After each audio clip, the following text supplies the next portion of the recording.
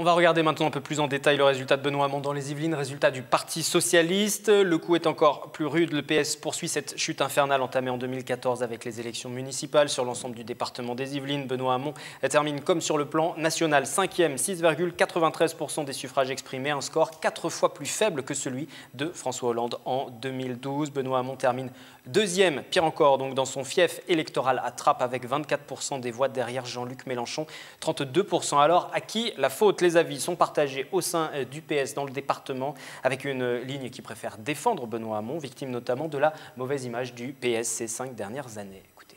Malgré un programme qui était intéressant, malgré la personnalité de Benoît Hamon, c'est-à-dire que quand on demande aux gens, ils vous disent finalement son programme était cohérent et intéressant, lui-même c'est quelqu'un de bien, mais c'était d'autres enjeux sur cette élection et on voit qu'il y a à la fois un rejet de la politique qui a été menée et en même temps très clairement un vote utile qui a fonctionné à plein et qui a siphonné l'électorat traditionnel, on va dire, et l'électorat sur lesquels on pouvait s'appuyer habituellement. Il a peut-être été mal compris, ou en tout cas, ce n'est pas ces enjeux qui ont été les plus mis en avant dans cette élection.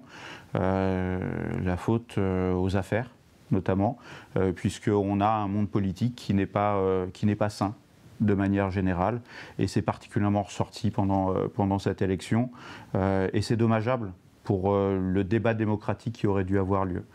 A contrario, certains estiment que Benoît Hamon n'a pas su incarner le rassemblement au sein de son parti en cherchant à rallier vers lui tout d'abord les militants de la France insoumise. C'est le cas notamment de la sénatrice socialiste Catherine Tasca. Benoît Hamon maintenant s'étonne de ne pas avoir eu le support qui lui était dû en tant que candidat du Parti socialiste, mais ça n'est pas étonnant puisqu'il a embarqué sa campagne sur une ligne qui n'a jamais été la ligne majoritaire des socialistes.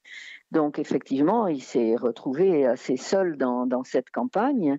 Bon, par ailleurs, il n'a donné aucun signe de rassemblement, ni au sein du PS, ni en direction des partenaires possibles.